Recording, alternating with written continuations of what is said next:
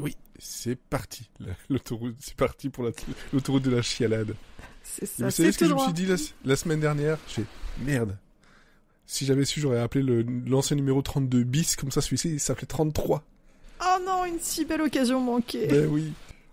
Comme dirait Goldman, hein, nos actes manqués, hein, n'est-ce pas? Et... Pour un épisode donc 34 de l'hebdo de Culture Club Sandwich, où on va vous parler de Clair Obscur Expédition 33, ou comme les Japonais l'appellent, machin 33. C'est ce qu'apparemment, ils n'arrivent pas à dire Clair Obscur, donc ils l'appellent machin 33.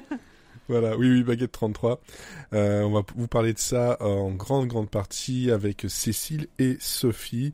Et on va essayer d'éviter, si possible, les gros spoils. De toute façon, dans les trois, on est deux à être moins loin, je pense, que Sophie. Donc, elle doit faire attention en plus pour nous.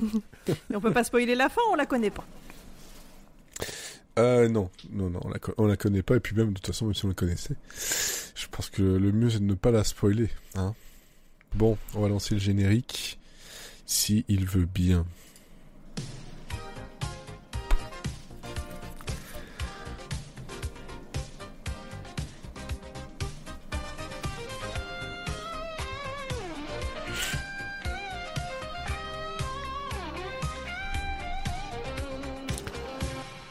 Et cette fois-ci, je n'ai pas parlé par-dessus le générique, donc j'ai pas dû le recommencer 10 fois comme la semaine dernière. Parce que quand on parlait par-dessus, on relançait le générique depuis le début. C'était un peu long. Nous sommes sur YouTube en live et sur Twitch. Nous sommes donc le 26... Je revérifie parce que j'ai toujours un doute. Le 26 mai 2025, il est 21h09. Et voilà, si vous êtes en live, bonjour. Sinon, bonjour quand même. Mais bonjour, pas bonsoir, bienvenue. Vous pouvez venir avec nous le lundi soir pour discuter et débattre s'il y a des choses à débattre. Et je pense qu'ici, il y aura pas beaucoup de débats. Hein, on va être relativement d'accord, mais il va y avoir beaucoup de discussions. Comment allez-vous, toutes les deux? Écoute, la chialade, hein, on joue à Clair Obscur. Je suis détruite, je me fais rouler dessus par un jeu, c'est génial. Je suis désolé, mais à chaque fois que je suis détruite, moi j'ai les 2 minutes du peuple avec la famille détruite. Et ça, bon, c'est la famille des saumons. On n'est pas venus ici pour s'offrir, ok?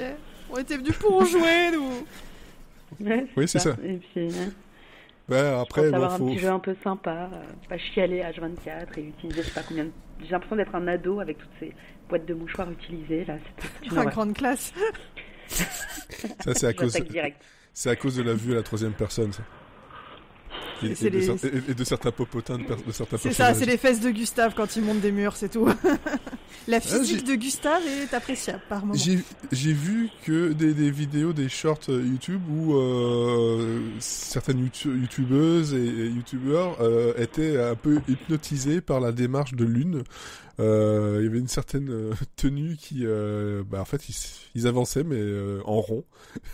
Parce qu'ils étaient vraiment genre, je suis hypnotisé par la physique de ce cul. C'est mieux que ses pieds, quoi. L'une est très beau, oui. Ses pieds, ça va être dégueulasse, hein, ça c'est clair. Mais... c'est des pieds, quoi. Puis elle est pieds nus, t'imagines, à la fin de la journée au camp. On ne shame pas les kinks. N'oubliez pas. C'est un truc qu'on dit depuis des années. On pense à toi, Quentin Tarantino. Oui, putain. Comme je disais la semaine dernière, j'ai enfin vu Once Upon a Time in Hollywood. C'était Once Upon a Feet in Hollywood parce que waouh, tout le temps en gros plan. Il s'en cache même plus. On va pas parler que de... Enfin, si, quasiment, mais il y a aussi d'autres choses, hein, notamment pour toi, Cécile. Tu avais, je crois que c'est un coup de gueule, si j'ai bien compris. Ouais, j'ai un petit coup de gueule, parce que on dit Apple, quelle belle plateforme, avec des beaux contenus. Eh ben non, il y a des contenus à chier aussi. Ne regardez pas Fountain of Youth, c'est affreux, vraiment. Donc, cet dernier film de Guy Ritchie avec John Krasinski et Nathalie Portman. Comment dire ? C'est sur le pitch, on s'attend à quelque chose entre après, Benjamin temps, Gates. Oui, mais on s'attend à quelque chose entre Benjamin Gates et la momie. T'as été le chercher. T'as Guy Ritchie et Krasinski. Non, mais moi, j'attendais du fun. Mais c'est pas drôle. J'attendais que ça bouge un minimum. Ça n'a aucun sens. Vraiment. Enfin, moi, je suis bon public de ce genre de... Les films de quêtes un peu mystiques comme ça. J'ai regardé la série Blood and Treasures. J'ai regardé quand même beaucoup d'aubes de ce style-là. Mais j'apprécie ce genre. Donc...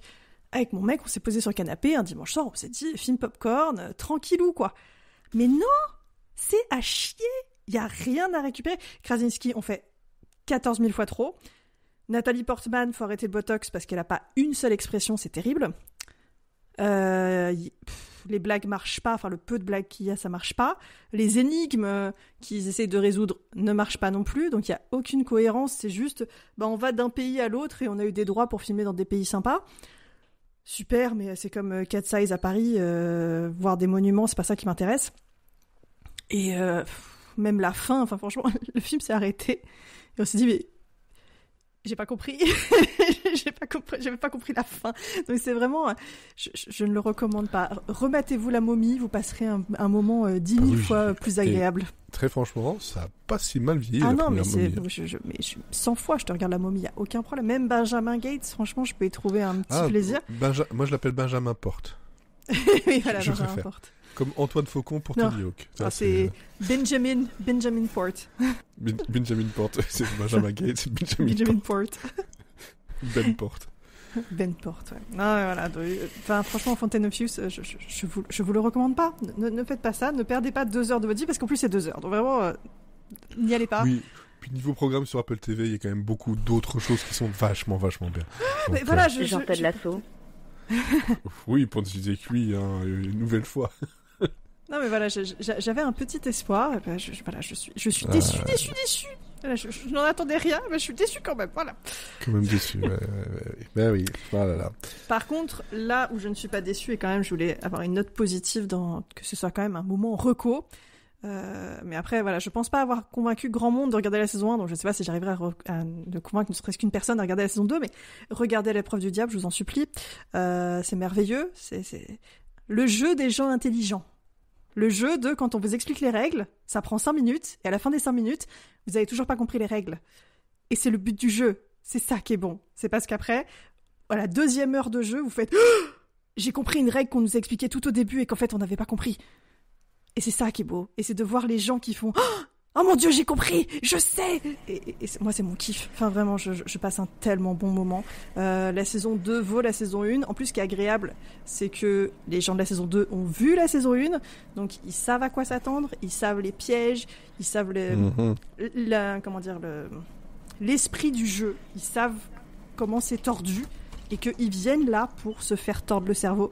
Et ils y vont de bon cœur, ils sont contents d'être là, ils sont gentils entre eux, c'est toujours bien dans une émission de compétition, je trouve que, ok, on joue ensemble les uns contre les autres, il y a des perdants, mais ça n'empêche que on va pas non plus se tirer dans les pattes, quand ils sont dans les moments de vie ensemble, en dehors des jeux, tout se passe très bien, ils discutent, ils reviennent sur les jeux, ils collaborent. Voilà, moi je passe un excellent moment, j'ai pas encore fini la saison, je crois que je suis à l'épisode 8. Il doit y avoir 10 épisodes. Les épisodes sont longs par contre, c'est entre 1h et 1h30 l'épisode. Moi, quand je vois cette durée-là, quand je lance l'épisode, je suis juste ravie. Mais voilà, ce n'est peut-être que moi. Il n'y en a pas le temps pour ça. Ah si, moi là je prends le temps, j'avoue. À l'épreuve du diable, c'est le produit culturel que j'ai préféré en 2023. Donc là, je peux te dire que depuis que je sais que c'est en 2025 que ça sort, j'attends juste la date. Donc là, quand c'est sorti, je fais bon, faut pas qu'on le mange trop vite. Bon, ça tombe bien parce que c'est tellement long on a tellement peu de temps qu'on ne peut pas. Mais c'est vraiment, enfin, moi parce que la vie. Parce que la vie. C'est coréen, par contre, oui. Voilà, faut le regarder en doublé ou en sous-titré. À moins que vous parliez coréen, et tant mieux pour vous. Il y a même un joueur qui ne parle pas très bien coréen.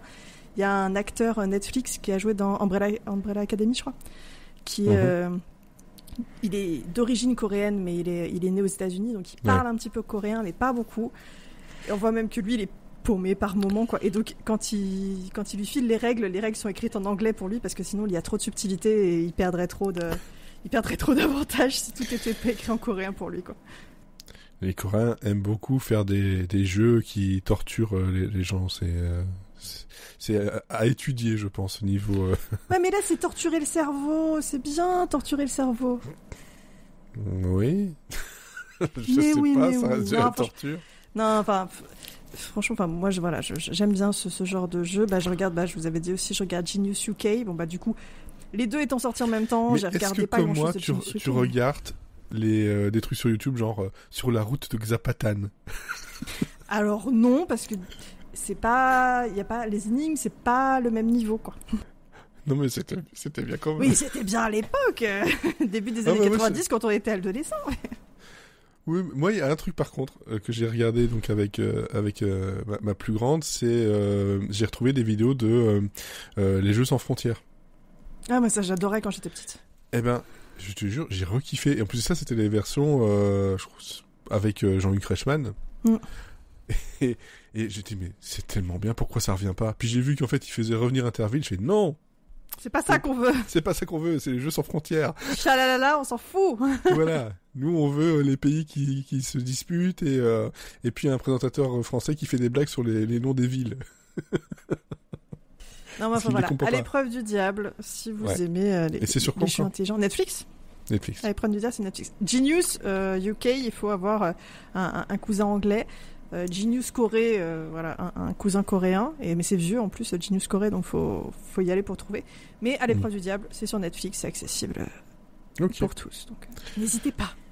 Très bien. Et en parlant de jeux, j'ai entendu dans un autre podcast c'est pas vraiment un quiz, mais c'est un petit jeu un peu sympa que j'ai envie de vous faire qui, en plus de ça, je l'ai fait lié à ce dont on va parler, c'est-à-dire les jeux vidéo et plus particulièrement les JRPG, parce que même si c'est pas un jeu japonais, Clair Qu'est-ce que j'allais Obscur, dire Est-ce qu'on doit dire de Clair Obscur que c'est un FRPG? en tout cas, il est très très très très inspiré de beaucoup de JRPG. Voilà, c'est évident, ça a été dit, voilà, bref. Donc, je vais mettre un petit générique. S'il veut bien.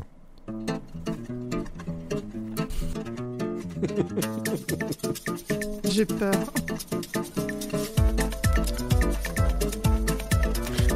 En même temps, ça me permet de passer la BO de Clair Obscur. J'adore ce thème.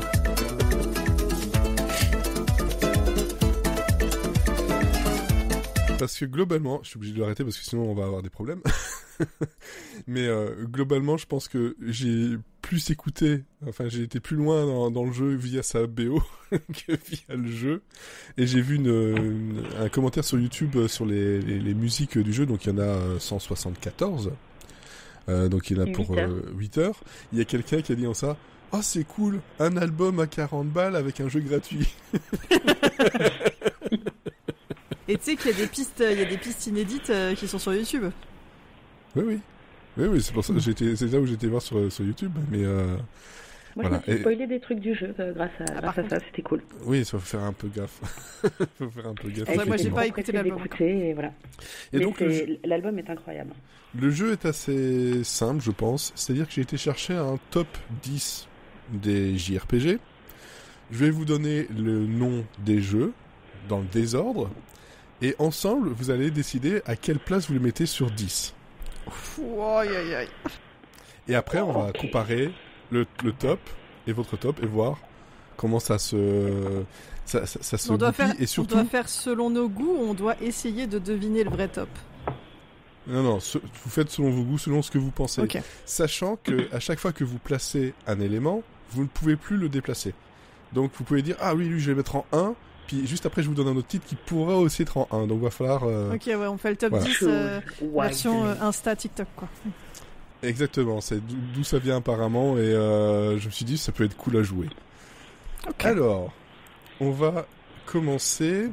J'ai mis tout ça dans l'ordre. On commence avec Fire Emblem Three Houses. Est-ce que tu l'as joué, Sept. Sophie? Non, c'est pour ça. Pif, 7. 7 7. Attends, je réfléchis, parce que c'est dans tous les JRPG et tout. Three Houses, c'est pas mal. Je l'aurais monté à 6. 7, ça me paraît un peu bas pour un Fire Emblem. Ça, je pense que ça doit être le mieux noté des Fire Emblem. 6 Ok, on va noter ça à 6. Alors, Tales of Arise. Alors, j'en ai fait des Tales of, mais j'ai pas fait Tales of Arise. 7. Allez, vas-y, 7. J'ai pas... Après, en plus, je n'ai aucune idée de comment ça se vend, ce genre de jeu. Je ne sais pas. Je les joue, mais... Donc le prochain, là, Ni no Kuni Wrath of the White Witch. Alors là... 10. 10. Et Sophie, tu suis ou tu suis pas? mieux. Je surenchéris pas. Je le connais pas du tout. Celui-là, il est un peu... Ouais, il y en a, ils sont pas connus. J'étais prendre un top totalement au hasard. Hein, parce que sinon, je connais le nom, mais je l'ai pas joué, quoi. C'est plus ça que je veux dire. The Legend of Heroes, Trace of Cold Steel. Celui-là, je le connais absolument. Ah non, je sais pas non plus ce que c'est. Et donc là, par contre... du coup, il aurait 10, mais... 9. il peut pas. Je suis sûre que 9. J'allais dire, le jeu peut nous surprendre, on serait sur un 4. Mais allons-y pour 9. On le connaît pas, on peut pas bien le noter. Is 8, Lacrimosa of Dana. Oh putain, les qui n'a rien à voir avec la tribu. Les Is, quoi. J'en sais rien, moi. Is, il paraît que c'est une saga qui est vachement bien et tout. Je n'en avais jamais entendu parler. J'ai vu, je pense, une vidéo de Bob Lennon dessus il y a 2 mois. C'est effectivement une série qui a son succès, mais c'est de toute façon, très, s'ils très sont aussi loin dans la saga, c'est qu'elle a un minimum de succès. Sinon, c'est vraiment s'enfoncer dans un truc qui marche pas. Il nous reste quoi comme position Alors là, donc vous avez mis... Avec un tétraplégique, c'est pas sympa. Vous avez mis 6, 7, 9 et 10, donc il vous reste 1, 2, 3, 4, 5 et 8. Allez, 8, Zou, ça va avec son chiffre. Pas mal. Je n'entends pas. Persona 5. Sophie, l'as-tu joué? Alors, pour résumer, mon expérience des JRPG, c'est jusqu'à Final Fantasy VIII. Voilà. Oui, bah, enfin, le meilleur, hein. Pourquoi aller plus loin? Mais on va se faire taper. Mais je suis une gueudin. Moi, je dirais un 4. Là, je sens le 4. Ouais, non, Persona, ça marche très bien. Donc, ouais, 4, allez-y. 4. Où est-ce qu'il est le suivant? Là. Bah, Final Fantasy VII. Ah là là là là. On est obligé, je pense. Hein. Bah, non plus, hein, mais Numéro je 1. pense. Numéro 1, on n'a pas le choix. Il reste 1, 2, 3, 5. Non, mais 1. Numéro 1. Voilà. On a conscience qu'on n'a pas les mêmes goûts que tout le monde. Hein. Dragon Quest 11, Echoes of an Elusive Age. 8. Je pense un 2 ou un 3. Ah non, moi j'aurais dit 2 ou 3. 8, c'est Dragon déjà Dragon donc Quest, c'est 2, ça 3, marche 5 très très bien. 2, 3, 5. Il reste 2, 3 et 5. 3, allez, 3. On se garde le 2 au chaud. Oui, parce que moi je vois des trucs qui pourraient être en 2. Donc il reste 2 et 5, et donc le suivant est Xenoblade Chronicles. Est-ce que tu penses que ça vaut un 2? Il est très très bien reçu, 5. Je l'ai pas joué. Mais 5, allez, vas-y, on verra le 2 ce qu'on va se taper. Un machin pourri pour le 2, tu vas voir. Et le dernier qui va taper en 2, c'est Chrono Trigger. Donc, ah oui, non, c'est bon, ça mérite, c'est bon, tout va bien. Honnête. On n'a pas fait trop d'impair. Alors, un Chrono Trigger en 2, ça va. Je vais vous donner donc l'ordre maintenant de 10 à 1 et savoir si vous les avez bien placés ou pas. Donc le 10e c'était Is 8. Voilà. Vous avez mis en 8, donc c'est voilà, pas de point pour celui-là. En 9, c'est The Legend of Heroes Trails of Cold Steel que vous avez mis en 9. Donc ça vous fait 1 point. Ni no Kuni Wrath of the White Witch qui était en 8. Mais là, vous l'avez mis en 10. Donc vous avez en 8. C'est ça, en 10, voilà, vous l'avez inversé. Tales of Arise en 7, et vous l'avez mis en 7. Ouais. Fire Emblem Three Houses, vous l'avez mis en 6. Et il est en 6. Retrouvez-nous sur notre truc jeuxvideo.com pour toutes nos meilleures critiques. Alors, si c'était les meilleures critiques, c'est sûrement pas sur jeuxvideo.com. Xenoblade Chronicles, vous l'avez mis en 5, et il est bien en 5. Bon, par contre, Chrono Trigger était 4ème. Quoi? Eh ouais. Dragon Quest 11, vous l'avez mis en 3, il était bien en 3. Et Persona 5 était en 2. Ouais, Persona 5, ça marche très très bien. Bah oui, oui. Et Final Fantasy VII est forcément en premier.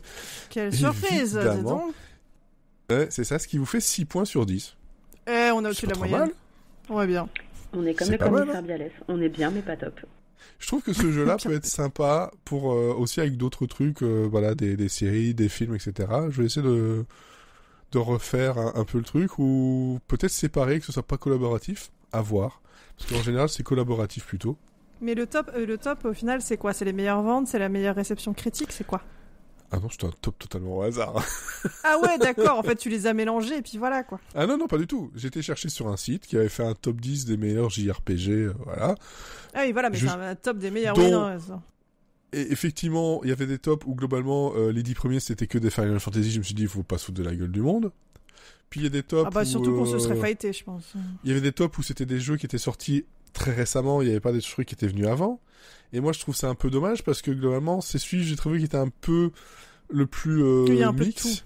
Et un peu de tout. Mais globalement, je suis désolé, ça manque d'un Kingdom Hearts. Personnellement. En JRPG, je sais pas. Personnellement, si, je l'aurais mis, ça manque d'un... merde. Pour moi, c'est un action RPG plus qu'un JRPG, qu'un Kingdom Hearts. Ouais. En fait, c'est plus la catégorie qui pose problème, je pense, au Kingdom Hearts. Ouais, non, c'est ça. C'est vrai qu'il lui, il est pas vraiment dedans. Il se rapproche d'un FF7 remake, tu vois, en action, en façon de jouer. Et tu vois, FF7 remake, il est pas... Déjà, il y a pas le FF9. Non, mais si tu mets un FF, tu mets le 7. Enfin, malheureusement, la bataille est perdue depuis tellement d'années là-dessus.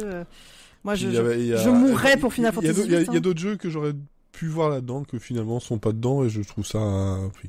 Ah, je vois que un Bravely Default. Un Bravely Default, voilà, par exemple. Il y a 16 qui est sur Twitch qui dit 0 points ici. Ah bah... Désolé. Mais franchement, Bravely Default, si vous ne l'avez pas fait, il ressort... donc il était sur DS, le 1. Il était sur 3DS. Il ressort là sur Switch 2. Enfin, allez-y, si vous n'avez jamais joué Bravely Default, c'est merveilleux.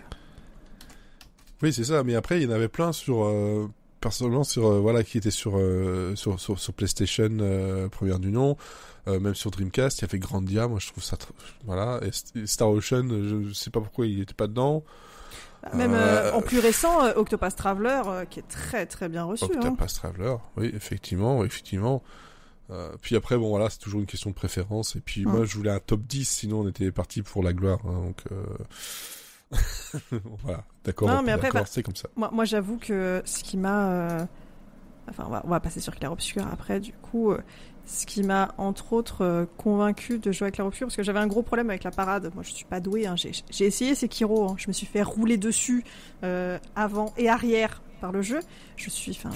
Au premier boss, je me suis fait démonter. Et tout ça, c'est des titres. Mais par contre, ils ont dit donc la parade c'est inspiré de Sekiro, donc j'ai eu très peur et je me suis dit j'ai voulu le jeu en physique parce que je me suis dit comme ça je peux le revendre si jamais j'aime pas, parce que plein de gens le recherchent, donc j'arriverai à m'en séparer. Mais par contre, j'ai entendu dire que voilà, le créateur était fan de Final Fantasy VIII et je ne peux pas dire non à un jeu qui se revendique de cette lignée-là. Je veux dire, Final Fantasy VIII, tout le monde le déteste, c'est mon préféré. Voilà, je ne devais de laisser sa chance au jeu. On se sait. Mais oui, c'est mon préféré. Mais oui, bien sûr, Squall dans mon cœur pour toujours. Et maintenant, Gustave, voilà. Voilà, maintenant Gustave, effectivement. Donc on va vous parler de Clair Obscur Expédition 33 qui est sorti il y a finalement pas si longtemps que ça, hein. C'était le 24 avril 2025, donc il y a à peine un mois, un tout petit peu plus d'un mois.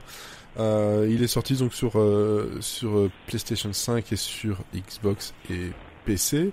Sachez aussi que pour Xbox et PC, il est dans le Game Pass. Ah ouais? Voilà. Oui. Eh ben. Et ouais, il est dans le Game Pass. Mais malgré tout, c'est pas un jeu qui est très cher de base, parce qu'il est à peu près à 40 €. Ouais, 45 si vous le prenez en physique. Oui, voilà, ça dépend où vous allez le chercher. Effectivement. Oui. Et c'est un jeu donc solo, c'est un jeu français par les développeurs de Sandfall Interactive. Et alors on va directement stopper sur c'est une équipe de 30 personnes. Non, le cœur de l'équipe oui, mais ça a évolué avec le temps. Il y a aussi, il faut compter une équipe d'animation coréenne, si je me trompe pas, en plus. Donc, de dire, oui, c'est une équipe de 30 personnes qui ont fait ce jeu-là, c'est un exploit. On va pas, voilà. Mais ils étaient pas non plus que à 30 tout le temps. Faut pas... Non, si on veut parler d'exploit, la musique a été faite par un gars en 5 ans. Voilà. Ça, c'est un exploit. Là, par contre, c'est un exploit, et surtout que c'est sa première vraie composition, parce qu'en fait, au départ, j'ai vu une interview sur Origami, donc pendant une demi-heure. Après, il y a plein d'interviews de lui et du il y en a plein. C'est ça qui est bien, vu qu'ils sont français, il y a plein d'interviews partout que vous pouvez trouver facilement. C'est très intéressant. Donc le compositeur Florian Testard, qui en fait, lui, c'est vraiment sa première truc, et il te sort un album de plus de 170 morceaux, 8 heures, variés, avec des instruments dans tous les sens, du chant, enfin... Des bangers partout. Et surtout, voilà, que des bangers tout le long. Non, mais le nombre de vidéos qu'on voit passer de gens juste qui allument le jeu, qui lancent le jeu, qui ont même pas appuyé sur une touche pour lancer le menu et qui chiale presque déjà tellement la musique d'intro de l'écran d'accueil est déjà magnifique et était déjà vendue. Enfin, c'est une dinguerie. Qui reste déjà 10 minutes sur l'écran d'intro juste pour écouter la musique. Et qui mais carrément. Pas envie de lancer le jeu en fait. Bah, t'as envie de lancer le jeu, mais t'as envie de profiter aussi. Ah, c'est incroyable. La voix de la chanteuse aussi, elle est folle. Elle a une voix... Alice Duport-Percier. Qui aussi, c'est toutes ces rencontres aussi, c'est ça qui est drôle dans l'histoire du jeu, c'est les rencontres entre les personnes. C'est qu'il y a des anciens développeurs de chez Microsoft qui s'emmerdaient et qui ont monté ce studio-là. Ubisoft, j'ai dit Microsoft. T'as dit Microsoft. Tu as fait un lapsus. J'ai fait un lapsus de chez Ubisoft Montpellier qui s'emmerdait et ils ont monté leur truc. Il a commencé ça vraiment vers 2019-2020 et puis le Covid a aussi aidé parce que des personnes voulaient absolument créer quelque chose pour sortir de cette période. Il a testé ça sur l'Unreal Engine 4 et ça s'est terminé sur le 5 ici pour le développement. Donc c'est un développement de 6 ans, qui au départ, là, le Guillaume Broche, c'est ça. Guillaume Broche était quasiment tout seul, et puis c'est sur un forum où ils ont commencé à discuter. Lui, il a envoyé des SoundCloud de musique, puis après ils ont trouvé la chanteuse en cherchant sur YouTube, tout simplement. Ils disent j'aime bien sa voix, on va la contacter. Et puis même pour son équipe, il a recruté des mecs sur Reddit. Enfin, toute l'histoire de l'avant, elle est incroyable. C'est genre. Il y a un documentaire à faire de ouf. C'est un rêve américain à la française. Je veux dire, tout est incroyable et quand tu vois ce que ça donne. Et moi, je vois sur TikTok le nombre de gens étrangers qui disent mais ce jeu est incroyable. Alors t'as tous les Français dans les commentaires genre ça vous plaît, c'est français. Et je pense que pour une fois on peut être fier d'un truc français et cocorico quoi, parce que tout est oui baguette. Pour une fois, il y a plein de fois où vous pouvez être fier. Là c'est vrai qu'il y avait besoin de ça un peu pour le côté French Touch. Après, c'est vrai qu'on aurait pu tomber sur un Emily in Paris meets Final Fantasy, mais non, c'est pas le cas. C'est pas le cas. On est devant un RPG donc au tour par tour, mais pas que. C'est un tour par tour avec une espèce de un peu Active Time Battle. Encore une fois, c'est l'inspiration Final Fantasy. Hein. Il y a les esquives, faut vraiment, pas les louper. le côté parade, c'est Sekiro. Hein. Le côté punitif du truc, c'est Sekiro de ouf. Hein. Sekiro, on est sur du Sekiro. Et c'est vrai que ça... Dark Souls. Et moi, c'est des trucs qui j'étais... L'écran rouge qui te dit que t'as échoué. Quand j'ai entendu ça, je disais, oh putain, ils vont encore nous faire chier avec l'école de on va vous faire souffrir. Bon, après, il y a possibilité de faire des choix au niveau des difficultés pour que, globalement, on se fasse pas trop rouler dessus, parce que même au niveau normal, on peut se faire rouler dessus, mais bien. Ah, j'ai essayé le niveau normal, j'ai fait non, histoire c'est bien. Histoire, t'arrives quand même, il y a des fois où t'arrives à des boss, ils te disent danger, tu fais bon, quand même, on sait jamais. Puis là, t'as Strong en face de toi qui te marave la gueule, et tu fais, je vais y retourner, on sait jamais, peut-être en changeant un peu mon build. Non, c'est pas possible. Tu as 40 niveaux de moins que ce qui est requis pour pouvoir le battre. 70 même, hein. Ouais, je sais pas. Non, je parle. Enfin, tu vois, moi, je me suis approché de Strong, j'ai été niveau 25. Je me dis, j'ai 40 niveaux de moins que ce qu'il faut. On va revenir par contre sur le jeu au départ lui-même, ce qu'est le jeu et ce qu'il raconte. Donc, on est sur une période, comment dire, de la, une grande catastrophe qui s'appelle la fracture. Qui s'est passé donc à Paris, parce que oui, c'est Paris, on la voit bien la Tour Eiffel. Elle va pas bien, mais on la voit bien. Et l'Arc de Triomphe bien éclaté aussi. Voilà, tout a un peu morflé, et donc en fait, toute cette ville-là, enfin, ça a été un peu coupé du reste du monde, avec l'autre côté de la mer justement, où on a un truc un peu plus sauvage, et on a chaque année, depuis cette fracture, on a un monolithe où une peintresse va marquer un décompte qui passe de 100 à 0. Donc chaque individu qui a atteint cet âge-là, en fait, l'âge qui est écrit sur le monolithe, en fait, il part en poussière, un peu à la façon des Marvel qui partent en poussière, quoi. C'était assez étrange.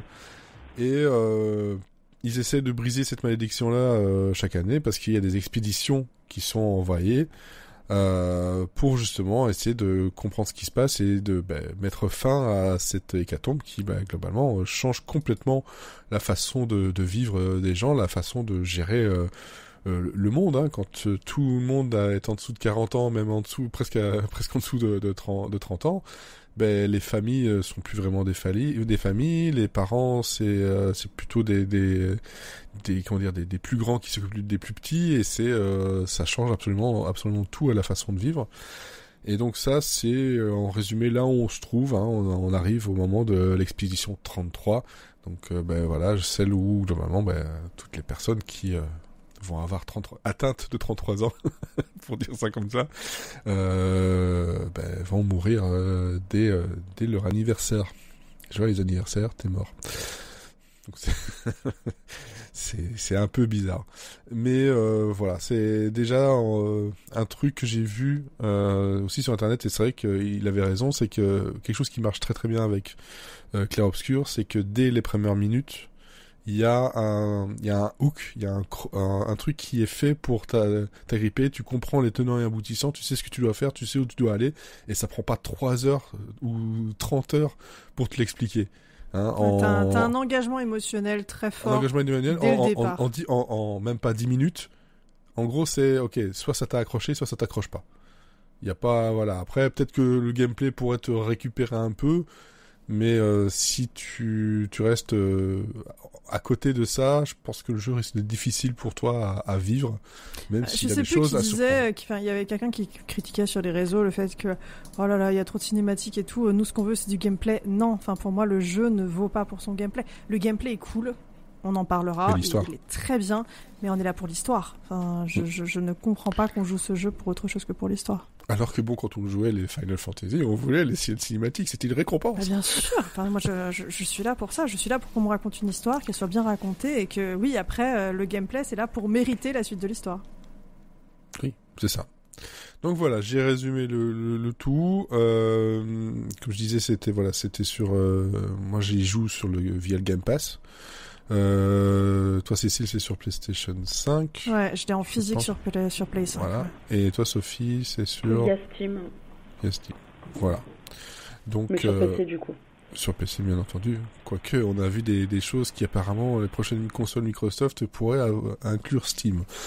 Donc... Ouais, non, mais par exemple sur Steam Deck, je me suis dit que j'allais pas le tenter, quoi. Je pense qu'elle va souffrir un peu la machine. Ah ouais, je pense qu'elle tourne pas du tout. Déjà, je te dis Blueprints, j'avais pas les cinématiques, alors là... Alors que Blueprints, effectivement, c'est pas... Enfin, si, c'est beau, mais c'est pas... gros à faire tourner, mais alors les cinématiques ne tournaient pas. Ne se lançaient pas sur mon Steam Deck, c'était très dommage. J'ai fini le jeu sur une mire, c'était merveilleux. J'étais contente d'avoir fini. La fin du jeu, on s'entend. La fin officielle du jeu. Voilà. Ceux qui savent. Et Blueprint, c'est aussi dans le Game Pass. Jouez-y, c'est tellement bien. Je suis pas payé pour, mais si vous voulez avoir un moyen de jouer à tous ces jeux-là pour pas très cher, quand même. Hein. Un mois, on est à quoi, 14€. Si vous voulez juste au moins essayer et voir un peu à quoi ça ressemble. Si vous voulez allez-y. perdre du temps dans votre vie, vous jouez à Balatro et Blueprints et voilà, vous avez plus de temps. Balatro, oui. Et moi, le pire, c'est que moi, rien à voir, on va revenir sur Clarobscur, mais j'ai relancé Black Ops 6. J'avais envie de tuer des gens. Donc voilà. Une belle envie. Mais c'est à cause de Doom. Aussi. Et il y a Doom, j'ai vu qu'il y a Doom qui sortait là, ouais, j'ai vu les OP partout, je fais, oh, je crois qu'il y a un jeu qui sort. Oui, j'en ai parlé un peu la semaine dernière et c'est toujours très très bien. Donc voilà, je vais donner la parole à... Tu vas la garder, Cécile. Hein.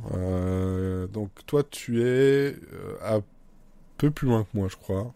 Mais tu es après l'acte 1. Ouais, c'est ça, j'ai fini l'acte 1, je suis au milieu de l'acte 2. Ce que j'aime dans le jeu, c'est... En fait, j'ai retrouvé un peu l'ambiance que j'avais dans Final Fantasy VIII, donc ce que j'étais venu chercher, c'était parfait. Le protagoniste, Gustave, merveilleux à suivre, et tous les personnages, en fait, sont attachants. L'équipe qu'on a, ce que j'aime énormément dans Clarobscur, c'est que chaque personnage a un style de combat différent.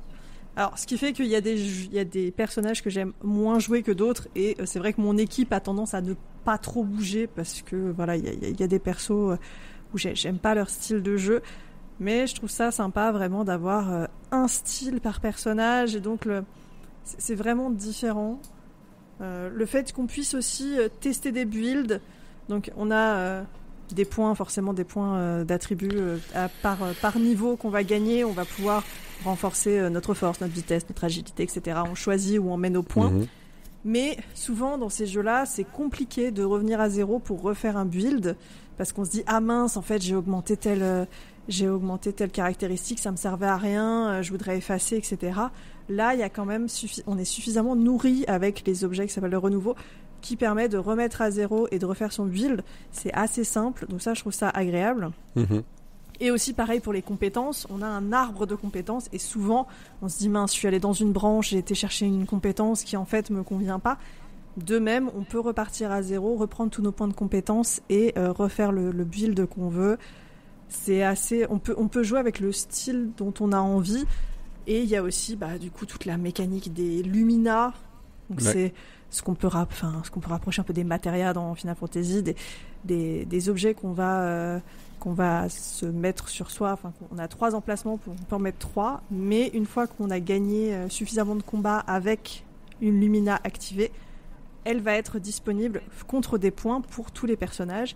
Et pareil, le jeu nous donne la possibilité quand même d'avoir pas mal de points, donc de pouvoir activer pas mal de pictos. Donc les Lumina, quand elles sont activées, on appelle ça des pictos. On peut pareil faire des builds quand même super intéressants. Clairement, sur Internet, il y en a clairement qui disent que si vous gérez bien toute cette partie-là, vous pouvez faire des personnages qui roulent sur le jeu, quoi. C'est et c'est fait pour. En plus, il y a même des builds qui sont faits pour jouer seul. On peut mettre, donc les équipes, c'est jusqu'à 3 personnes, mais c'est vraiment jusqu'à 3. Il y a des pictos, il y a des Lumina qui permettent de jouer en solo et qui sont faites pour ça, parce qu'on te dit, si tu joues seul, t'as 50% d'attaque en plus. Tu vas avoir carapace, donc tu vas être protégé, tu vas avoir plein de bonus si tu joues seul. Donc il y a plein de gens qui tentent ça, qui tentent de pousser un personnage au maximum, de dépasser la limite, la fameuse limite des 9999. C'est prévu dans le jeu, c'est possible de le faire, et qui créent des builds pour une personne. Voilà, le but, c'est de faire des millions de dégâts en une fois, de one-shot des boss. Il y a des gens pour qui c'est le kiff. Moi, déjà, si j'arrive à dépasser les 9999, je serais contente. J'arrive à faire ça en un tour, mais je n'arrive pas à faire ça en un coup. Pas encore, mais bientôt. Et j'espère. C'est tellement de souvenirs de Final Fantasy VII pour moi qui... c'est celui qui m'a plus marqué parce que c'est le premier que j'ai fait. Donc c'est pour ça après. Mon premier c'est le 8, hein. De toute façon, on n'oublie jamais son premier Docteur, on n'oublie jamais son premier Final Fantasy. Moi, je suis avec cette théorie. Final Fantasy VII, c'est un des rares jeux que j'ai fait d'une traite, mais genre réellement. Donc j'en étais à, je crois, 57-58 heures d'affilée. J'étais pas bien. C'était en plein été, j'étais jeune, j'étais fou, j'ai plein d'énergie. J'ai fait ça sur FF8, hein, je m'étais fait Mais toi, le côté new game comme ça d'affilée. Le côté d'augmenter, d'optimiser pour pouvoir justement essayer de battre les boss d'un coup, les armes qui était Oui, dans les Final armes Fantasy émeraudes, VII. etc. Oui, c'est ça. Émeraude, où en gros tu te faisais écraser en moins de 2, tu fais non, je vais y arriver en un coup, je vais le buter, machin, notamment celle qui était sous l'eau. Je sais. Saloperie. Mais c'est vrai qu'il y a ces trucs-là, et c'est vrai que ça va chercher dans la nostalgie, la Madeleine de Proust de chacun. J'ai l'impression pour plein de choses, quoi. Le côté Elden Ring, Dark Souls, le côté Final Fantasy, le côté Persona aussi pour le côté musical, les affichages, le côté un peu funky aussi qu'il peut y avoir. Donc ouais, là-dessus c'est pas mal malin, quoi. Et donc Sophie, toi que t'es plus loin, donc moi je suis acte 3. Voilà. Je suis à 35 heures de jeu à peu près. Quasiment à la fin. J'aimerais. Non, moi c'est rigolo parce qu'en fait le jeu, j'ai un rapport assez particulier parce qu'en fait j'ai un de mes collègues qui avait acheté le jeu genre limite Day One, et il en parlait avec mon autre collègue. Ils s'arrêtaient pas d'en parler. Et moi, vu que je suis conne, quand tu me parles trop d'un truc, en fait je fais un rejet. C'est pour ça que par exemple Breaking Bad, j'ai découvert 5 ans après la fin. How I Met Your Mother, j'ai découvert la saison 5 venait de commencer. Donc voilà, j'avais pas envie. Et puis on est dans la même équipe là. Non mais voilà. tellement. Et un jour, mon mec, en fait, il met la musique et tout. J'étais... Parce qu'en fait, mes collègues m'envoyaient des YouTube aussi, enfin des vidéos YouTube avec la musique. J'étais, non, je cliquerai pas. Je m'en branle de ton jeu, tu me saoules, vas-y. Là, je jouerai jamais à ton jeu. Bon, voilà, la suite, on la connaît. Et en fait, un jour, mon mec a mis la musique. J'étais, ouais, c'est pas mal en fait. Ouais, bon, on va jouer. Et puis, moi, le prologue, il y a Sophie. Alors forcément, voilà. Et 15 minutes de jeu plus tard, 15 minutes, une demi-heure, j'étais en larmes. Et je pense que la dernière fois qu'un jeu m'a vraiment prise comme ça par les sentiments et vraiment... À la gorge. Ouais, voilà, moi c'était Bioshock 1 et Bioshock 2. C'est vraiment des jeux qui m'ont fait pleurer à gros sanglots. Et vraiment, moi, là, Clair Obscur, mentalement parlant, j'ai besoin d'en parler régulièrement. Je comprends mieux mes collègues, tu as besoin d'en parler parce que tu chiales. Je veux dire, prologue, tu chiales. Acte 1, on n'en parlera pas, mais tu chiales. Acte 2, je vais pas vous spoiler, mais t'es pas bien. Et de toute façon, c'est quelque chose qu'on peut dire sans spoiler. Les thèmes qui sont dedans ne sont pas faciles, aucun. Il n'y a pas de. Non, c'est pas. Faut bien. Mais même je pense. On parle de. Ouais. C'est tout dur, un rapport à la mort et à la survie parce que c'est même pas de la vie, quoi. Et à se préparer. Ça. En fait, c'est juste. En fait, nous aussi, on le sait qu'un jour on va mourir. On a un peu plus de temps que les autres, mais on sait qu'on va mourir et tout ça. Je veux dire, c'est vrai que dans le prologue, quand tu commences le jeu et que tu vois une nana qui dit à Sophie, t'aurais dû faire des enfants, t'es égoïste, et là t'es genre, meuf, tu t'apprêtes à mourir, ton enfant il a 2 ans, qui a été, c'est vraiment, je trouve ça très dur. Après, moi, c'est vrai que ce qui m'avait aussi pas mal rebuté, c'est quand j'avais vu que c'était du tour par tour. Alors c'est vrai que moi j'avais vu des trucs sur les réseaux sociaux en mode, ouais, de toute façon, les tours ils sont nuls. En fait, non, je trouve que c'est du tour par tour, mais c'est du tour par tour qui est super dynamique, qui est hyper intéressant. Tu peux contrer, tu peux parer, tu peux esquiver, tu peux faire plein de trucs selon... Alors moi j'ai de la chance parce que j'ai battu une certaine personne qui fait que maintenant je fais des contres à 30 000 points, donc points de vie. Donc ça fait plaisir, je te jure, ça fait plaisir. Et moi ce que j'aime bien aussi, c'est que... je suis plus avancée que vous, donc du coup, je vais rien spoiler, promis. Mais ce qui est vachement bien, c'est qu'en fait, au fur et à mesure que tu avances dans l'histoire, en fait, c'est pas juste Maël, on va dire, parce que bon, on sent que Maël, c'est quand même le personnage, mais il n'y a pas que son histoire à elle, en fait. Au fur et à mesure que tu avances, tu as l'histoire de chaque personnage. Personne n'est un personnage secondaire dans l'équipe, en fait. Chacun a son histoire, chacun c'est travaillé, et en fait... tu t'attaches à tous ces personnages. Ouais. Et ça, c'est quelque chose que j'avais beaucoup aimé dès le départ, en fait. C'est le fait que tu vois que on voit Gustave en premier, etc.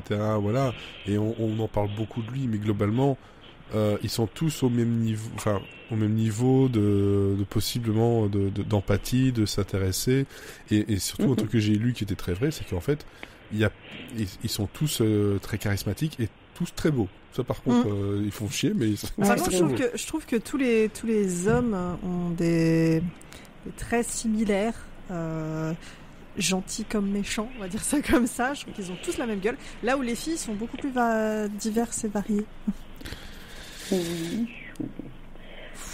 Oui. Après, moi, je sais que, enfin, moi, Maëlle, dans mon cœur, voilà. Moi, je sais par exemple que le personnage de Ciel, je l'adore. C'est vraiment, et puis je trouve que ses attaques sont assez C'est celle que je zinzin en joue pas. plus.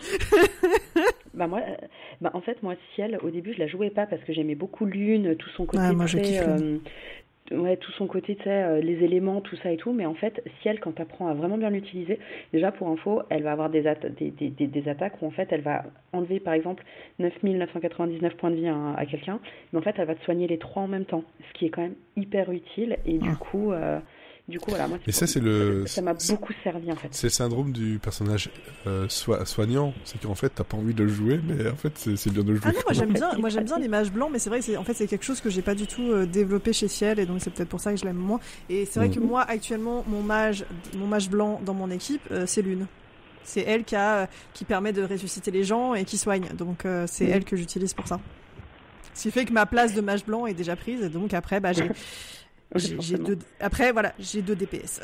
J'avoue, je joue ma défense et l'attaque. Personne n'a des points, en constitution. Jamais. Moi, je mets des points en force. Un petit peu en vitesse. Il y a un personnage qu'on peut mettre en vitesse, donc je lui mets de la vitesse. Mais sinon, tout le monde, c'est force à balle, et Lune, elle a critique. Voilà. Mon build, c'est ça. Je l'avoue. Legit. C'est quoi la technique ? Foncer dans le tas et taper. C'est ça, taper et contrer, parce que j'en ai fait un quand même. Il y en a un que j'ai réussi. En fait. Ouais, mais grave. Mais je contre. Là, j'ai réussi à me taper. J'ai fait un évêque. Je me suis tapé un évêque. Et je l'ai fait. Alors, ça m'a pris 7 essais. Pour une fois, c'est dans ce sens-là. Bah ouais, pour une fois. Je suis adulte quand même. Hein, ça, le risque était faible. Mais donc oui, ça m'a pris 7 essais. Hein, c'était du die and retry. Je suis morte face à l'ennemi. J'ai fait maintenant je connais sa vulnérabilité. Bon je change mes armes pour avoir l'élément contre lequel il est vulnérable. Ensuite je remeurs. Bon il faut que j'active mieux mes pictos et tout, que je monte mes builds, je change mon équipe, je refais. Et là c'est je dois apprendre toutes ces attaques parce que de toute façon s'il me tape et s'il me touche, je meurs. Donc on apprend toutes les attaques. Je vois quand même que sa barre de vie descend suffisamment parce que moi j'ai pas envie de passer 1h30 sur le boss. J'ai fait les Final Fantasy à l'époque, c'est bon, j'ai déjà fait 1h30 de boss et tu meurs à la fin et faut tout refaire. Je ne repasse pas par là. Là, c'est vrai quand même que même les boss qui sont un peu plus durs, si tu peux faire des boss ultra tôt et y passer 1h30 parce que tu dois contrer 100 attaques, 200 attaques et ça prend énormément de temps. Là, je crois que j'ai fait 27 parades à la fin. Donc j'ai eu 0 dégâts. Je me suis fait je l'ai tué. Et là j'étais fière, j'étais contente de me dire j'ai réussi avec ma persévérance. Parce que oui, non, c'est sûr, il y a des monstres. Tu te prends un coup, voilà, ça suffit. Mais j'avais très peur, moi, le contre, la parade, je suis nulle, vraiment. Enfin, je vous dis, j'ai testé Sekiro, je n'ai jamais compris les patterns. Les patterns, je n'arrive pas à les enregistrer. Par contre, dans Clair Obscur, il y a des patterns au son. Et ça, je l'ai vu passer pas mal sur les réseaux. C'est ça aussi qui m'a encouragé à me dire, je peux peut-être le faire parce que le son, je suis pas trop mal avec l'oreille. Et du coup, il y a des signaux sonores pour les attaques, pour contrer. Et ça, c'est vraiment utile. Et je reconnais, je suis quelqu'un qui joue beaucoup au jeu en écoutant autre chose. J'ai tendance à écouter des podcasts, écouter des livres audio, à jouer pour le côté, ça m'occupe les mains et les yeux et mes oreilles, elles font autre chose en même temps. Là, j'avoue que Clair Obscur, non, je le joue avec les oreilles aussi. J'apprécie comme ça. La musique est tellement bien, à aucun moment je regrette de ne pas faire autre chose en même temps. Les dialogues aussi le doublage est super bien, tout est appréciable. Mais c'est vrai qu'aussi, ça aide. Enfin, moi en tout cas, ça m'aide grandement pour les combats. Et c'est le doublage, tu m'en parles, moi c'est quelque chose qui me touche à chaque fois. Et là, d'entendre des voix que j'aime bien et que j'entends voilà, bon. Mais il y a Zelda. Voilà, Adin Chetai, forcément, je suis toujours très content de l'entendre. Mais t'as Alexandre Gillet qui joue Gustave. Et voilà, c'est quand même la voix d'Adam Scott, Elijah Wood, etc. Donc j'aime bien savoir. Surtout le doublage VO. Enfin, je veux dire, nous on joue en français et on a de la chance d'avoir un doublage qui est incroyable. C'est Charlie Cox qui fait Charlie Cox. En VO, ils ont Charlie Cox, ils ont Gollum aussi qui fait quelqu'un. C'est incroyable. Je veux dire, tu fais un premier jeu, t'as ce casting-là, c'est fou quoi. Et moi, ce que j'adore dans ce jeu, c'est que, alors, on n'arrête pas de parler du fait qu'il nous roule dessus, qu'on est détruit, qu'on est sous Prozac, mais on rigole aussi. Je veux dire, mon ami, sans rien spoiler. Et ce qui est, c'est le personnage du jeu. Je veux dire, je l'aime d'amour. Il sort des trucs. Alors, pareil, à un moment, je suis obligée d'en parler, même si c'est pas un spoil, c'est juste un petit truc. À un moment, il parle d'un personnage et il dit « Voilà mon pire ennemi, il fait trembler les gens, machin. » Et il s'appelle François. Ah, ça, François. mais tu sais que j'en pleurais de rire. Ah non, mais j'ai rigolé ma race. Et quand tu vois la gueule de François, j'étais c'est incroyable. Mais même dans le jeu, ça les fait rire. C'est ça qui est beau aussi. Mais quand ils ont du recul sur ce qu'ils vivent, de dire c'est ça, François. Vraiment. Non, mais c'est ça. Et ce qui est génial, c'est que quand tu montes sur son dos, des fois, il fait c'est parti, je suis le roi de la vitesse. Et moi, vraiment, il a réussi à me faire passer des trucs où j'étais ok, donc là, il y a 5 minutes, j'étais en train de morver parce que tellement je pleurais, et là, maintenant, je rigole parce qu'il est là. Et je veux dire, et il te fait un câlin, quoi. Heureusement. et puis heureusement qu'ils ont réussi à apporter cette dose de légèreté, parce que sinon, sur le jeu, il te plombe, quoi. Et puis de toute façon, même quand c'est des jeux comme ça qui sont trop plombants, ou des films, etc., c'est qu'au bout d'un moment, c'est bon, stop. Ouais. C'est fatigant. T'as besoin de respiration pour pouvoir... bah oui. Même les personnages entre eux, tu vois qu'il y a des respirations, ils se font des vannes entre eux, ils se taquinent, ils sont obligés, parce que t'es obligé... Enfin, je pense que eux, dans la vie des personnages, t'es obligé de ramener un peu de légèreté, parce que tu sais que tu vas crever à 33 ans, donc tu le sais depuis des années, tu te prépares à ça, et donc il faut trouver d'autres moyens de vivre et de se détendre. Mais oui, non, et ce qui est merveilleux, mon ami.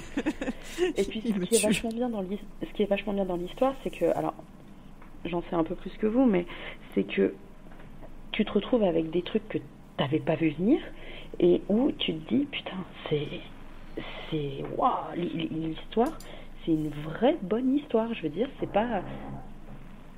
mon voisin, c'est une vraie bonne histoire où tu te dis putain, il y a des plot twists, il y a des trucs, il y a des machins, il y a l'histoire est bien, c'est pas juste un truc qu'on a fait à la va-vite, tu vois que derrière il y a une vraie envie de raconter quelque chose, de vraiment de raconter, quoi, et c'est vraiment très très bien, quoi. Je pense que c'est le propre des bons JRPG, ceux qu'on a notés là, tout à l'heure dans notre top.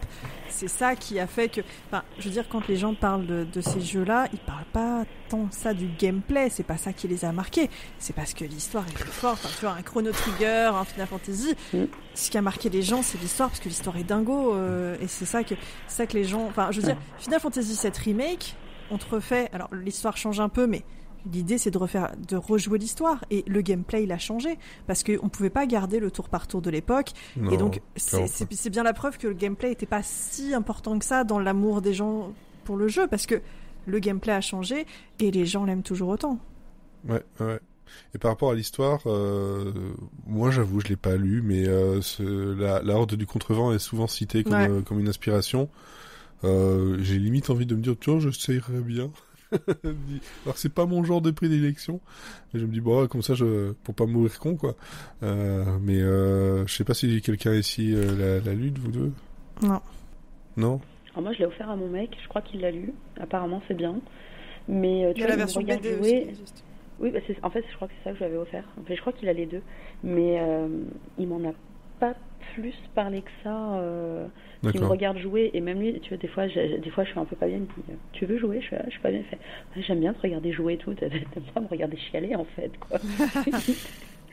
Tu sais que je vais pleurer, pourquoi tu fais ça? Mais après, c'est vrai que c'est un jeu qui rend zinzin aussi, quoi. Je veux dire, moi, il y a eu des gars...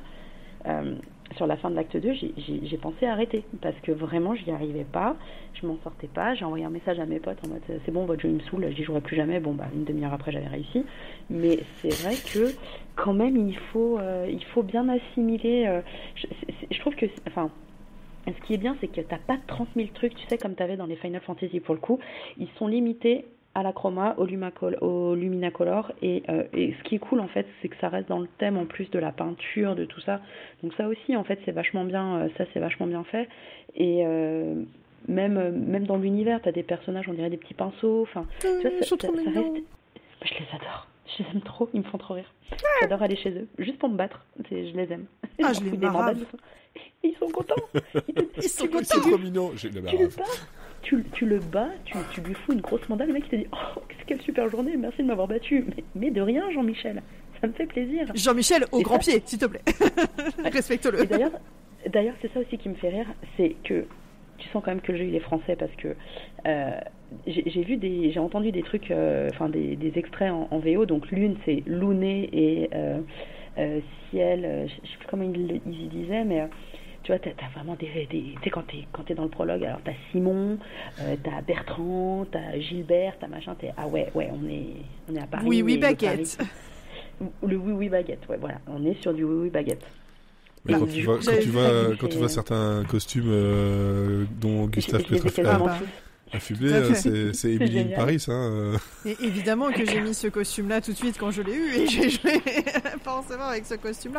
Non, parce que j'avais vu un Insta d'un gars qui disait non mais vas-y quoi, je me suis battu contre un mime. Il m'a donné un vêtement, c'est une marinière avec une baguette, et là je me retrouve face à un ennemi qui s'appelle François. Non mais le jeu oui baguette quoi. Et par contre moi le truc qui me fait beaucoup rire avec ça, c'est que le côté de la marinière, tout ça, parfois ça peut te faire sortir un peu de la gravité de l'histoire, parce que t'as l'autre qui débarque avec sa marinière et son béret dans un truc tendu. Et les lunettes de soleil en plus.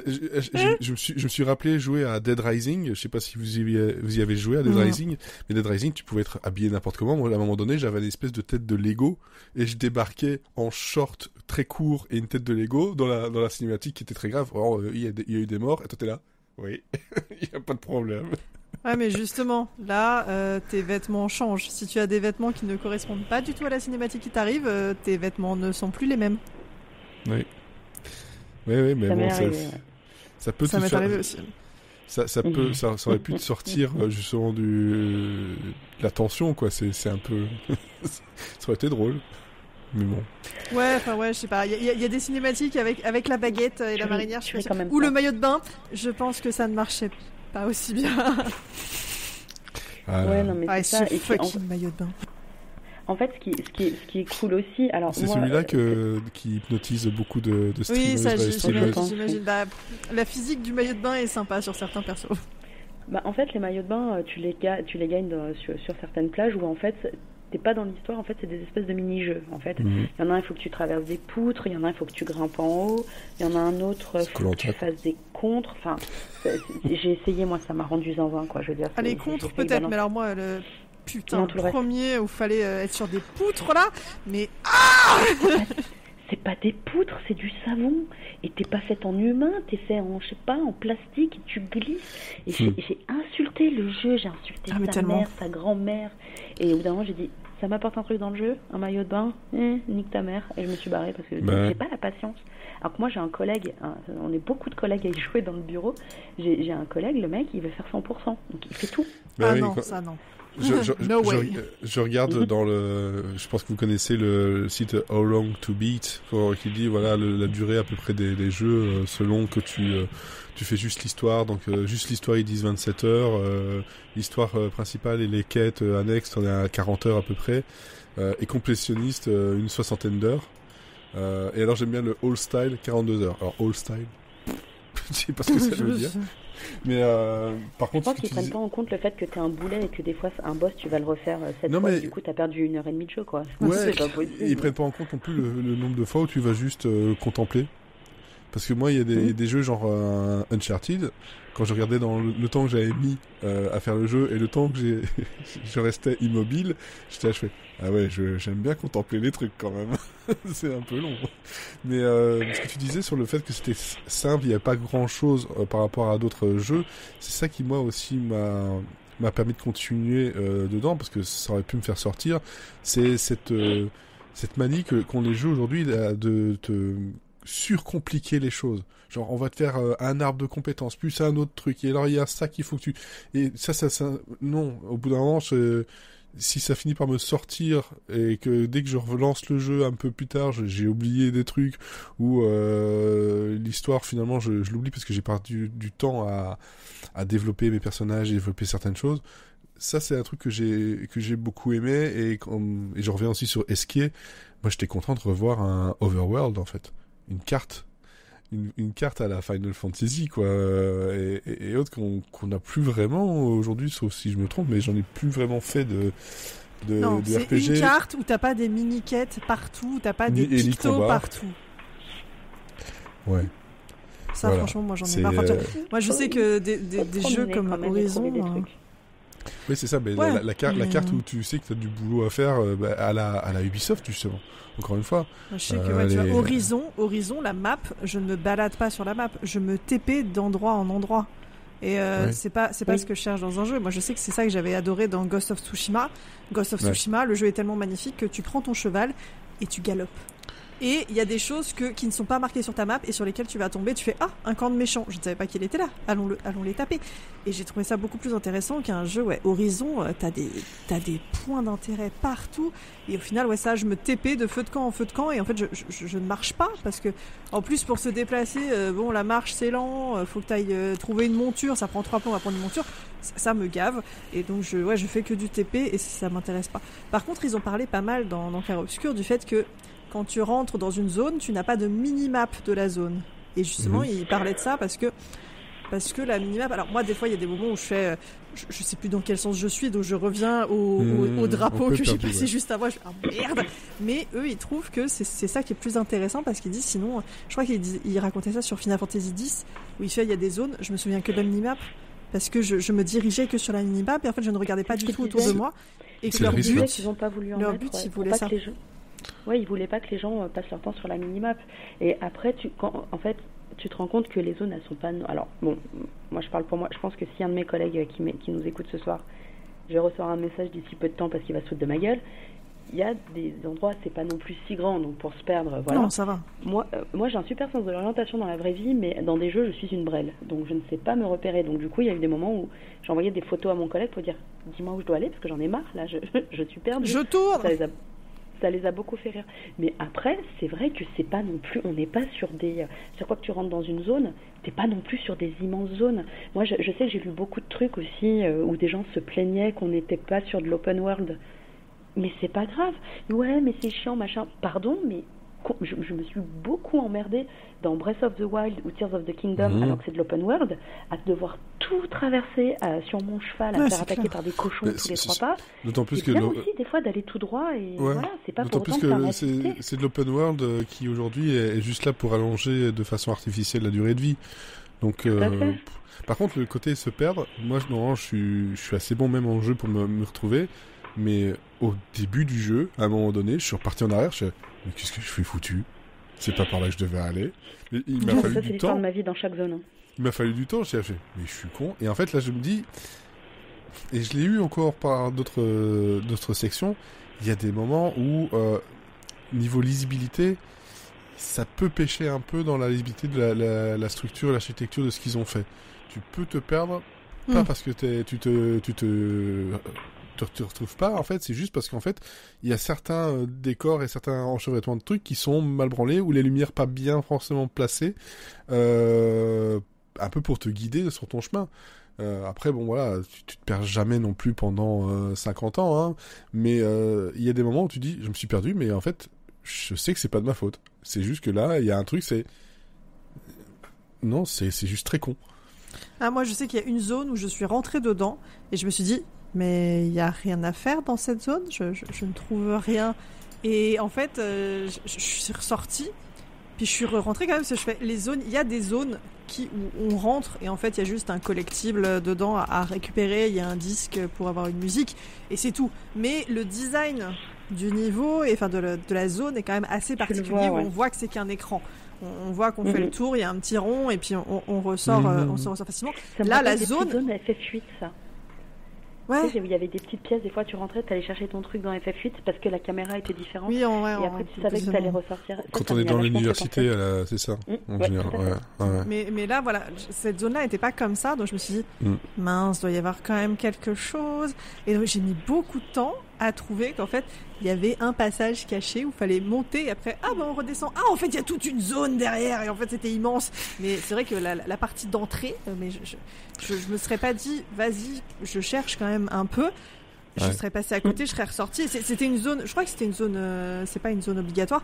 Ah bah oui, je serais passé à côté totalement. Quoi. Tant que tu n'as pas à faire comme j'avais fait sur certains jeux, surtout avec l'époque PlayStation 1 où c'était de la 3D précalculée et tu avais la caméra qui pouvait être placée à certains endroits et tu voyais pas certaines choses, où tu finissais par frôler tous les murs jusqu'au moment où tu trouvais une sortie. Ah, je vois que sur le chat, Smirnou dit je confirme le souci d'orientation. Ah, voilà. Ouais, c'est pas possible. Après, moi, tu vois, j'ai... Ah, mais je pense pas que ce soit contre toi, hein. Si, c'est mon collègue. Bah, peut-être qu'il dit que c'est pour lui aussi qu'il a eu un souci d'orientation pour lui. Non, lui, il en a pas. C'est lui à qui j'envoyais des photos où il me disait voilà. D'accord, bon, voilà, alors j'ai rien voilà. dit. J'essaie de... Non. C'est un petit con. Tu l'as invoqué, tu te rends compte? C'est ça, c'est mon fou, pouvoir hein. magique. C'est fou. Ouais, donc voilà. Globalement, là où j'en suis, ouais, c'est quoi? C'est le tiers, le quart, je pense. Toi aussi, Non. à peu près. Si. L'acte 2 est très très très très long comparé à l'acte 1. Ah ouais Ah d'accord. Ouais, Ok. il est vraiment très long. Non, parce que moi, je Il y vois a le vraiment- j'ai pourcentage, vraiment senti une la différence. PlayStation me dit à combien j'en suis, et j'en suis à entre 35 et 40% hein, du jeu. Je dis le tiers, le quart. Donc, Ouais, non, mais... Ouais, c'est... C'est littéralement ça. Ouais, je pense au littéralement tiers. ça. Bah, t'es au-dessus du tiers. Oui, bah après ça va dépendre de en temps de jeu, en par Parce qu'en rapport plus, aux tu vas quêtes, pas... etc., Enfin, je sais quoi. pas si tu vises le 100%, mais je pense Non, qu'en fait, jamais. le jeu, tu finis, t'es à 75% même pas. Donc pour moi, t'es tiers, moitié. Sache que j'ai bientôt 42 ans, je ne vise plus le 100% dans Ouais, c'est pour certains ça. jeux.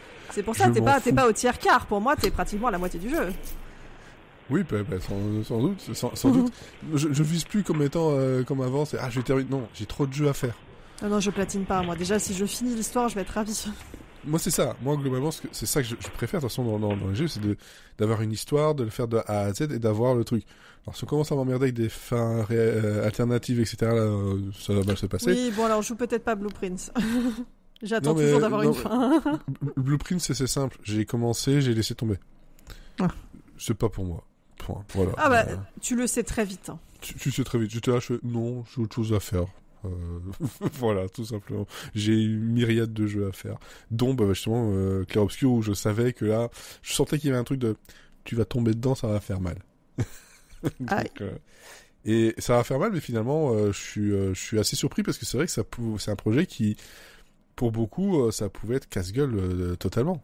Ah, ça peut être clivant, je pense. Mais clivant, et puis aussi, comme on te le vendait, avec les vidéos qu'on avait vues avant, etc., tu dis, mais à quel point, en fait, ce qu'on nous vend là, c'est du vent, ou c'est juste une coquille vide? Et bon, force est de constater que, c'est pas le cas, hein, c'est loin d'être une coquille vide, c'est un jeu qui n'est pas parfait, il y a des choses qui coincent un peu, niveau des combats, parfois ça peut être un peu relou, mais l'histoire, le monde, la musique, tout ça fait que ok, tu avances, et je pense que pour beaucoup il sera dans le top liste du GOTY 2025. Ouais, ça. A-t-il une chance pour le GOTY? Je sais pas. Le problème, c'est que cette année-ci, et c'est quelqu'un, je vois aussi, je regarde beaucoup de personnes sur YouTube niveau jeu, qui disaient que globalement, oui, il a ses chances, mais le problème, c'est que derrière, il y a une tonne de jeux qui ont leur chance de l'être aussi. Cette année-ci, 2025, c'est assez fou, et il y a encore des jeux qui vont sortir. Ouais, mais Donc, ils ont déjà la chance de pas voir GTA 6 en face. Donc déjà, Ouais, ils c'est sont ça. sur un truc... Moi, pour Ouais, mais l'instant, c'est- ouais. là, depuis le début de l'année, j'ai vraiment entendu parler que de ce jeu-là qui a vraiment marqué. Après, moi, j'ai beaucoup joué à Hades 2, et du coup, je sais que Hades 2, là, va arriver sur la Switch 2, et je trouve, pour y avoir, je dois avoir, je sais plus combien, 80 heures de jeu à peu près dessus, il a aussi des chances pour être un GOTY. Mais en termes d'histoire, enfin, si tu prends vraiment en termes de tout ce qu'un jeu peut t'apporter en termes d'émotion, clairement, je serais très étonnée qu'on me sorte un truc qui dépasse Clair Obscur à l'heure Ouais, et actuelle. puis dans le genre renouveau en renouveau de jeu, de genre, il prend plein d'inspiration, il donne quelque chose de nouveau. Hades 2, ça reste une suite Mais- de Hades, voilà. Et Tout à il n'y a pas une réinvention derrière par rapport à ce que nous propose Clair Obscur. Alors, J'ai- si, parce que tu as tout un changement de système de jeu qui qui a vraiment beaucoup changé, mais globalement aussi, ça reste. Enfin, oui, ça reste. Mais Ah non, oui, t'as le gameplay un petit peu de Melinoë qui change par rapport à ce qu'on avait avec Zagreus, mais ça n'empêche que la mécanique globale du jeu, en dehors du gameplay du perso principal, reste carrément la même. Oui. Tu vois, ici, je regardais dans... j'essaie de retrouver la liste qui a été dite. Mais déjà, bon, voilà, tu as... c'est aussi un autre type de public, mais Kingdom Come Deliverance 2 qui est aussi un grand nom qui est dans la shortlist. Il y a Blueprints qui y est, Split Fiction aussi. Blueprints et Split Fiction, j'y crois pas. It Takes Two, il a réussi parce que il était tout seul. Ouais, mais malgré tout, il y a quand même... pour les Game Awards... Bah oui. C'est une blague. Bah non. Mais c'est un enfer. Mais il y avait rien. Mais il y avait rien en face. Non, c'était le Covid. Quand même, hein. Ah non, oui, pareil, en termes de nouveautés du gameplay et tout aussi. Oui, mais si. il y avait rien en face, très clairement. Ça donne envie d'éclater des bébés phoques, mais oui, d'accord. Mais tu vois, il y a aussi dans ceux qui sont déjà sortis, il y a le Indiana Jones qui est aussi pressenti. Et dans les titres qui sont Hades 2 est cité, il y a Death Stranding 2, il y a Ghost of Yotei qui va arriver. Ghost of Yotei. Tu vois, il y a plein de choses qui vont arriver. Et puis bon, il y a sans doute des fans Nintendo qui vont placer des Mario Kart World Tour en premier. Non mais c'est normal, il faut pas abuser. Si c'est un fan de Nintendo, c'est abusé. Non mais Nintendo, ils abusent de base. Ça, on pourrait en faire toute une émission aussi sur le foutage de gueule de ce qu'ils ont annoncé quand ils ont annoncé la sortie de la Switch 2, quoi. Je veux dire, c'est scandaleux, quoi. Rien que le prix déjà. J'attends Professeur Layton, mais ils ont toujours pas annoncé de date. J'avoue que je me suis chauffée juste pour le Professeur Layton, mais en soi... C'est tout ce qui me chauffe. Ouais, non. Ouais, c'est ça. C'est tout. Si, Silksong, quand même. Mais je sais pas si ce sera une exclue ou pas.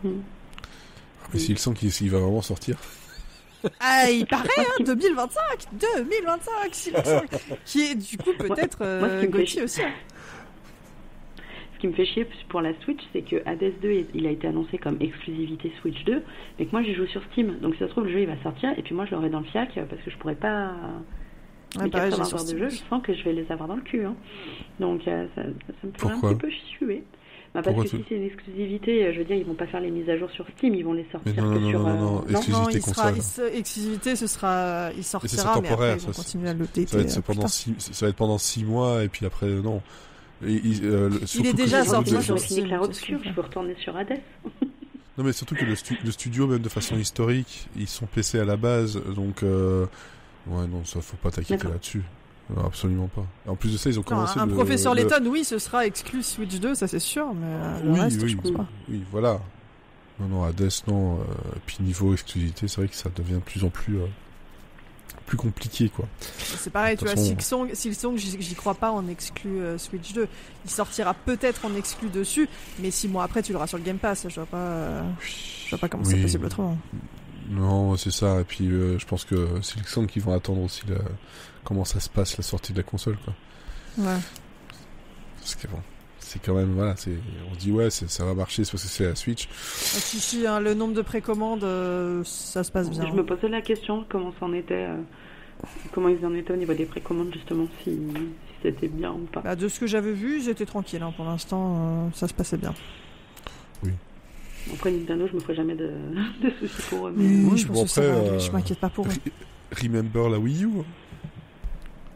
Oh, j'ai oublié ce truc. Bah oui, mais la Wii U. C'est ce qui s'est passé après la Wii qui a super bien marché. Bon, après ici, ils essayent pas de réinventer. Ouais, mais t'as rien sur la Wii U, y a pas de jeu sur la Wii U. Ouais, c'est pas faux. C'est ça qui fait tout, hein. Là, ils ont une console plus puissante. C'est vrai qu'il y avait rien sur la Wii U. Tous les jeux qui ont vachement bien marché sur Switch, c'était des jeux Wii U. C'est con. Ouais, ils ont tout transféré. C'est fou. Ils ont tout transféré. Mais non, la Wii U, ils ont pas attendu que le parc s'installe et ils ont pas mis des jeux. Enfin, je veux dire, la Switch, ils l'ont sorti. Il y avait Breath of the Wild direct dessus. Tu fais c'est parti, quoi. Ouais. Enfin voilà. En tout cas, je pense que là, globalement, on a fait un bon tour, sauf s'il y a des choses à ajouter sur Clair Obscur, à part le fait d'aller-y jouer, essaye-le. Le jeu de base n'est pas, voilà, c'est pas un jeu à 70-80 € quand même. Et ça c'est déjà très agréable. Et puis vous pouvez effectivement voilà l'avoir sur PC, Xbox si vous passez par le Game Pass pour juste jeter un coup d'œil. Ça ne reviendra pas très cher. Et puis je pense qu'à un moment donné il va finir par tomber aussi sur PlayStation 5 dans les différents abonnements. Hein. Ça va aussi arriver.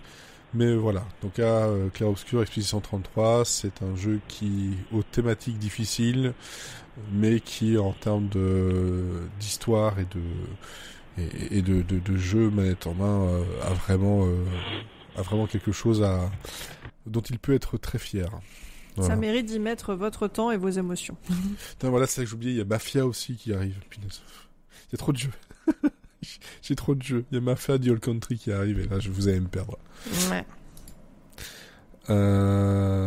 Il y a l'ouverture des précos pour la collector si ça vous intéresse. Non, j'en suis pas là. Non, le collectible me chauffe pas. Et ça dépend ce qu'il y a dedans, encore une fois. Parce que je pourrais. Monolith, bof, quoi.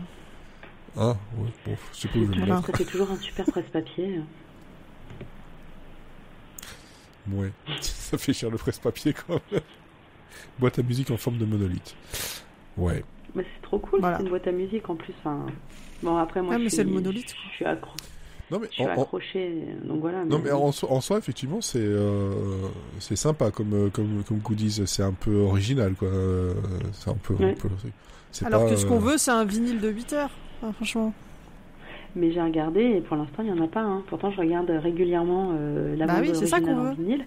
Et en même temps, je me dis, des fois, tu sais, ils font un espèce de condensé où ils sortent un peu les gros trucs. Et je me dis, mais moi, je veux tous les morceaux. Moi, je mets tout, tu vois, dans ma voiture. J'écoute que ça depuis des semaines. Oui, non, mais dans ma voiture, je saute pas de musique, tu vois. C'est rare. C'est rare. Moi, je fais des petits sauts entre cette BO-là et celle du dernier Doom. C'est un autre genre. Un peu. C'est plus cool. Moi, c'est avec l'Eurovision, mais c'est la faute de ma fille, parce que ma fille est fan de l'Eurovision, donc voilà. Bon, voilà. C'est ma voiture, c'est une salle de ambiance, quoi. Ouais. Bah, il y a des morceaux qui font freiner, d'autres qui font accélérer, quoi. Et d'autres qui font ouvrir la porte arrière pour balancer la personne. Dérapage. Vous me jetez ici. Bon. Mon ami. Mon ami. Ciao. Bon, voilà. Je sais pas s'il y a des choses à ajouter. Non, mais oui, baguette, mangez-en. Et toi, Sophie, oui, baguette, mangez-en aussi, pareil. Mais avec du Prozac. Vous étalez du Prozac dessus sur la baguette. Voilà, nous allons terminer sur ces bonnes paroles avec du Prozac. Mais est-ce qu'on met du Bon Jovi? Toujours. Ou du Clair Obscur. Ou du Bon Jovi. Un mash-up de tout. Bon, tant pis. C'est ce que j'ai mis dans la playlist, donc désolé. Et on va quitter là-dessus. Et on vous donne rendez-vous la semaine prochaine pour un numéro normal. Je prends dans 2 semaines pour Astérix. Parce qu'on aime bien faire les choses en retard. À bientôt.